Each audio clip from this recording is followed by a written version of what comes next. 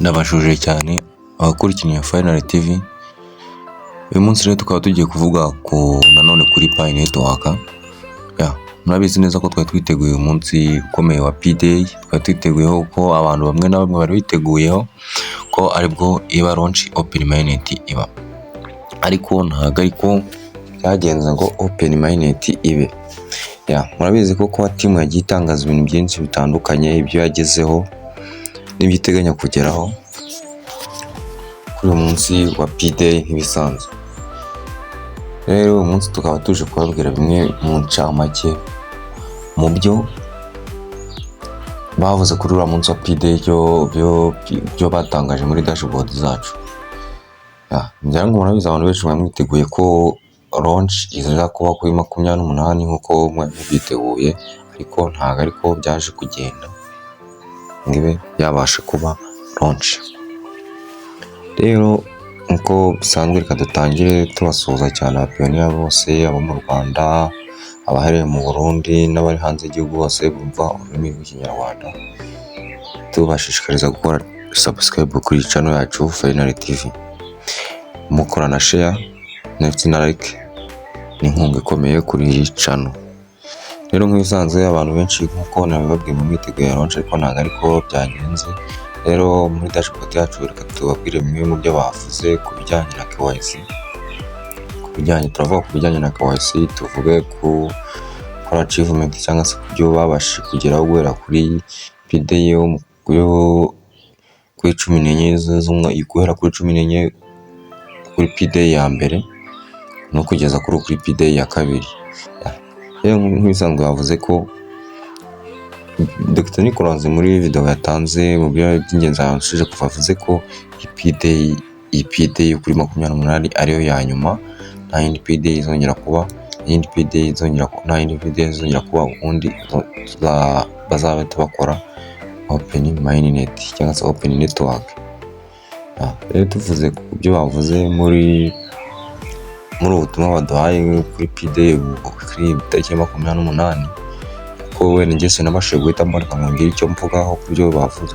Muri make bavuze ko bageze ku bintu byinshi bitandukanye, ko ikintu cya mbere bavuze ko ubu ngubu community ya Pi Network bari 60,000,000. Urumva ni community itangaje cyane, community ikomeye, na za Bitcoin zitangira ntago zigeze zigira. Urabumva ko ari umushinga ukomeye. Abantu rero mucika intege, wenda kambanze ngira inama abantu mucika intege kuri uyu mushinga wa Pi Network. Ndibaza wowe ucika intege nyir'umushinga ataracika intege, uba wumva ko ari wowe washoye amafaranga menshi. Ndibaza wowe utarashoye amafaranga menshi cyane kurusha nyir'umushinga, kuko nyir'umushinga murabizi neza ko hari aho yigeze kuba atashaka abantu bafite impamyabumenyi za doctora mu bijyanye n'ikoranabuhanga, avuga n'amafaranga azajya bishyura, ariko wowe na data ugura ndakeka utajya uzikoresha muri ibi bintu bya Pi Network. Na data waba ugura cyangwa se megabyte ugura ku munsi, izo ukoresha kuri Pi Network ntabwo zarenga megabyte 5. Izindi uzirebesha kuri YouTube, uzireba amakomedi agiye atandukanye, ureba amafilimi, kandi nta kintu uzinjiza. Rero nk'uko tugiye genda, wowe ntabwo wagakwiye gucika intege ku bijyanye n'uyu mushinga, kuko uyu mushinga ni umushinga ufitiwe icyizere, ugomba kuba launched. Ntabwo icyo nkwibaza ni uko nimba wujuje ibi tugiye kuvuga, nimba nta makosa tugiye kuvuga haruguru, aya makosa utayafite, Pi uzayirya. Imana ikigutije ubuzima, Pi uzayirya. Wowe gira icyizere, ukurikirana amakuru, umenye gukora ibintu bitandukanye muri uyu mushinga wa Pi Network. Mu kanya turanabagezaho uburyo washyira profile kuri, urabona ko hajemo features nshyashya muri Pi browser yacu ya profile. Mu kanya turaje tubire ku buryo nabyo bikorwa. Tugendeye ku byo batangaje, bavuze ko bageze kuri 50,000,000. ubu bafite 60,000,000 z'abapiyoniyazi. Ukumva ko uyu mushinga urakomeye cyane, ugomba byanga byakunda kugera ku ntego zawo. Rero ikigo cyo usabwa ni ugukurikirana ukamayininga, n'ubwo ngubu kubona Pi imwe ku munsi bitakiri gushoboka, ariko ugomba gukora mayininga kugira ngo n'ibyo bice noneho bari gutanga ubashe kubibona nawe. Mu byo bavuze tugiye kukubwira, bavuze ko bageze kuri miliyoni 60, bavuze ko kuri P-Day ya mbere bari bafite miliyoni 10 z'abantu bapatsinze KYC, ariko ubu ngubu bafite miliyoni 12. Ntabwo byose turabivuga, ariko turavugamo iby'ingenzi. Ukumva bari kuri miliyoni zigera muri 10, ariko bafite miliyoni 12 bavuye kuri P-Day y'uyu mwaka. P-Day ya mbere iba mu kwa kane, mu kwa gatatu ku cyari 14, ariko bafite miliyoni 12 abantu bakoze KYC yakunze kandi zabaye migration. Ukumva ko rero ko intego zacu zo kugera kuri open mainnet ziri hafi, ko baravuze ko tuzagera kuri open mainnet ariko miliyoni 15 zakunze. Rero ibindi bavuze yuko bafite imishinga, bari application yo gukoresha, yo tuzajya duhahiraho ibintu, ayo tuzajya amasoko, application yubatswe. Bari bakeneye application muri bwa mbere kuri P-Day ya mbere yo mu kwa 10 z'ukwa gatatu, bari bafite application zigera muri 50 zujuje ibisabwa, ariko ubu ngubu bafite application 100, ariko 70 nizo zujuje ibisabwa byashyizweho n'umushinga wa P-Network kugira ngo mu gihe cya open mainnet azatangire gukorwa. Bavuze ko 70 arenga ariyo yujuje ibyo bisabwa. Mwumva rero ko umushinga ufite application amenshi cyane, ayo niyo tuzajya dutumirizaho ibintu. Hariho ibicuruzwa bitandukanye ku pioneers, kumva ko ari ingirakamaro. Ibijyanye n'amasoko byo P-Network arabikemuye. Rero kumva yuko muri make bavuga no kuri KYC, bavuga no ku kijyanye na KYC.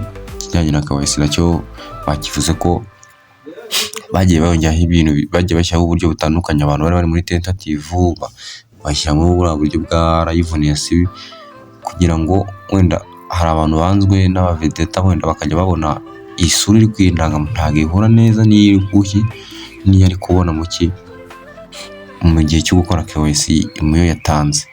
Ibyo rero kugira ngo KYC ziyongere, kuba team yasizeho uburyo butandukanye bwo gukora KYC, shyiraho enda kuko bw'ibicurane mwihangane ntabwo uri kuvuga neza. Ishyiraho uburyo bushya bwa liveness bwo wenda kufata KYC yawe yabaye pending, cyangwa se yabaye pending ntabwo yabashe kuba completed kubera ko umuvalidita wakuvalidese ntabwo yabonye isura yawe itameze neza, ayigira rejected, arayanga. Rero bahise bashyiraho ubwo buryo bushyashya mu rwego rwo kuzamura abantu bakoresha KYC. Bashyira ubwo buryo bushyashya bwo kugira ngo nabwo bwa system yashyizeho gukora liveness, kareba koko ikagendana n'isura iri aho y'aho ngaho n'iri ku irangamuntu, ukabona ko wenda hari aho bihuriye. Umuntu abizi ko abantu benshi bari muri tentative cyangwa se muri pending bagiye banoza KYC zabo zemerwa ziba completed. Mu buryo yabushyizeho yongeraho n'ubundi buryo bwo gukora KYC, bwo gukora KYC zabo ukifata ka video ukazamura umutwe, ukamara umutwe, ukawurebesha hirya, ukarebesha n'uburyo n'ubumoso mu rwego kugira ngo verify neza ko utari robot. KYC ziri gukorwa n'abantu ba nyabo nyine. Avuze yuko rero ubwo buryo bushyashya bwagiye bwongerwamo urwego rw'umutekano, kugira ngo hatazamo abantu batari abantu b'amarobo. Mu rwego rw'umutekano wa P-Network. Numva rero ko P-Network yashyizemo imbaraga mu kugira ngo KYC zigende ziba completed, kandi murabibona neza ko abantu benshi bagiye bava muri pending, kandi abantu KYC zari zigakunda na migration zigakunda nk'ibisanzwe. Rero ndabashishikariza wowe kuri kino kiganiro gukanda subscribe, like, share, comment, kuko icyo tugiye kujya tubagezaho amakuru agiye atandukanye. Nimba wumva nta makuru ufite, wakandika muri comment ikintu ushaka wifuza ko twagufasha gukemura. Bakaba bavuze ko rero bagiye gukemura n'ikibazo, wenda abantu bari mufite ikibazo cyo kujya guhindura password bari kugikemura iminsi iri imbere biraza gukunda. Tugiye kuri KYC rero, bavuze ko KYC bashyizemo imbaraga nyine nk'ibisanzwe nyinshi kugira ngo KYC zihute, bashyiraho bya liveness, uburyo bwa liveness kugira ngo abantu abavalidator bari rejectinze KYC zabo bakoresha liveness system ikaba yagira yakemerera gupasinga KYC. Rero bavuze ko buri muntu wese, umunyamuryango wa P-Network wese atagombye kwiheba, azabona KYC. Buri munyamuryango ntabwo agomba kwiheba, azabona KYC. Mubizi neza abantu bamaze kubona KYC, zabaye na migrated, ubu ngubu batangaje ko ari miliyoni 12, kandi urumva dufite P-Network ifite abanyamuryango miliyoni 60, nta na kimwe cya kabiri irageraho ku bantu bafite KYC. Rero nkawe ntabwo wakagombye kwiheba uvuga ko utazabona KYC, kuko urumva na kimwe cya kabiri cya P-Network ntabwo barabona KYC, kandi ubu ngubu bagiye gushyiramo imbaraga batangire baduhe KYC, kuko ntabwo tuzarenza uyu mwaka Open Mainnet itaraba. Kandi ntukumve ko Open Mainnet ariyo y'ingenzi ko yahita iba aka kanya. None Open Mainnet ibaye inama ni ahantu ho kuba washora P-Network za P zawe coin ngo ube wazihahisha, nta masoko ahari, izo P zawe zakumarira iki? Rero nukumva ko icy'ingenzi ari Open Mainnet. Cyambere nuko uyu mwaka utazanenga Open Mainnet itabaye, kandi ntukumve ko wakumva wagira pressure. Gusa ari wowe na ba nyiri umushinga bashora amafaranga menshi n'imana. Gusa wabonye bakoze P-Network bakayashyize muri mushinga ukuntu bangana. Gusa ugura megazanga kugira ngo ubundi we nta n'ikintu navuga ngo washoye muri P-Network, usibye wenda igihe cyawe no kuba warawumenye. Igihe wenda ni igihe gikomeye, ariko ntabwo wakubwiye kugira pressure ingana gutyo ngo byaratinze. Oya, P-Network igutegura ibintu by'igihe kirekire kandi bizakugirira akamaro. Ntabwo ari ukubaka ibintu bizashenyuka vuba aka kanya. Rero we tegereza mining ku gihe, ibintu byawe byose bikore neza, wuzuze ibisabwa, za step zose zisabwa ko zuzuze, confirming wallet yawe, ubundi ubike imfunguzo zawe, ukore nk'uko twagiye tubagira inama. Umuntu uzarangara kuri pass phase ze yari amagambo 28, nta kintu azabaza azirwarize, ntazanyira bivuye ko bamwibye password ze, kuko nta kintu twamukora kugira ngo zigaruke. Reka tuvuge ku bijyanye na KYC, umuntu wese azabona KYC sibye uyu nguyu wakoze aya makosa bavuze haruguru. Umuntu wese uzi ko ugurisha P-Network, ntabwo P yemerewe kugurisha Open Mainnet itaraba. P ntabwo yemewe kugurishwa. P imwe na rwa sinzi ko wapfa kubona amafaranga ayiguze. Wenda twigwa tubabwira ngo P imwe ntabwo wabona amafaranga ayiguze, mukavanga ibyo ntibishoboka, ariko uzabibona igihe Open Mainnet ya P-Network na icyemewe ni ugukurikira GSV 310,459. Umuntu utazayikurikiza agatanga P imwe cyangwa se akagurisha P imwe azahanwa, ntabwo azigera abona migration muri P-Network. Sivuze ko kuba ugurisha P-Network coin zayo utazabona KYC, uzayibona nongeye mbivuga ngo uzabona KYC wowe ugura P-Network cyangwa se uzigurisha, ariko nta na rimwe uzabona migration.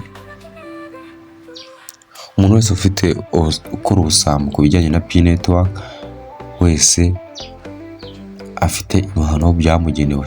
Si mvuze ko atazabona KYC, ahubwo azayibona, ariko migration ntayo azabona, azategera migration ayibona. Rero waretse P-Network niba waba ufite pin 14 zizakugira akamaro. Ubundi bagenye ko uri P-Network yaragenye ko buri muntu uri ku isi miliyoni hafi miliyari 80, ndakeka hari zanuzuye miliyari 8, ndakeka zaruzuye, agenewe P 8. None wowe ufite P 200 uracyagura P zindi, ufite P 100, ufite P 50 uracyagura izindi. Uri kumva nta kibazo ufite. Rero abantu bafite ikibazo cyo kwiba, abantu nyanga bakoze muri P-Network, bivuze ko mutazabona KYC, ariko migration nayo muzabona, n'undi KYC muzamufite nta kintu zizabamarira, nako P muzamufite nta kintu kuko naho muzazikoresha. Winda ashobora kuzababarira nyuma y'igihe runaka, ariko mu gihe cya permanent ntabwo mwe izarinda igera nta migration mufite, muzamuri mu bihano. Konti zanyu zishobora kuzanafungwa. Mwigeze mubona ko hari amafoto yagaragajwe ko konti y'umuntu runaka yabaye foreze yafunzwe mu gihe cy'imyaka 100. Ese uko ku myaka 100 uzayima? Ese base wamara iyo myaka 100? Ndakeka n'imyaka 100 kuzayimara ni amahirwe make.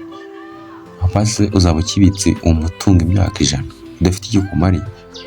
Rero witonde, uyu ni umushinga ukomeye ugomba gukurikirana ushyizemo imbaraga, kuzakugirira akamaro. Ngenda bikubwiye, izi nama ndazikugiriye. Iyi video wigeze ku bantu bose, community yose ya P-Network uyibahe bayumve. Kandi like, share kugira ngo uzibone ibiganiro kuri iyi channel yacu Final TV kubijyanye na P-Network. Wigira ubugogo. Iyi video yiha buri mu pioneer wese, group yose yigezemo, wigira akamaro kuki wumva ko ari wowe wamenya amakuru wenyine.